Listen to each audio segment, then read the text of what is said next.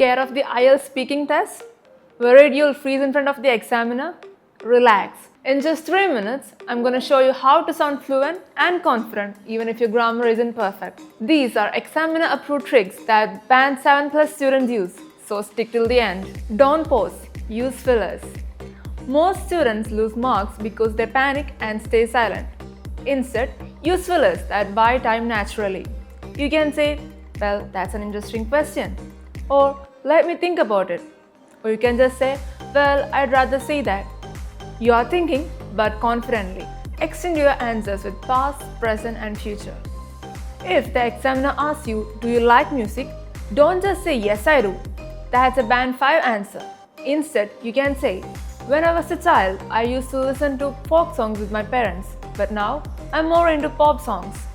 I want to learn guitar in the future. Natural, fluent, and structured. Add emotion and expressions. The examiner doesn't want a robot. They want human communication.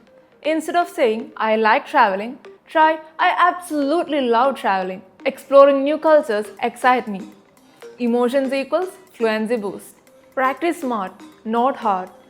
Stop memorizing essays, they sound fake. Instead, record yourself answering real IELTS questions.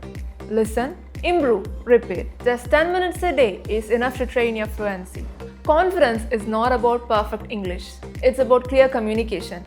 The examiner doesn't expect a native speaker. They expect a natural speaker.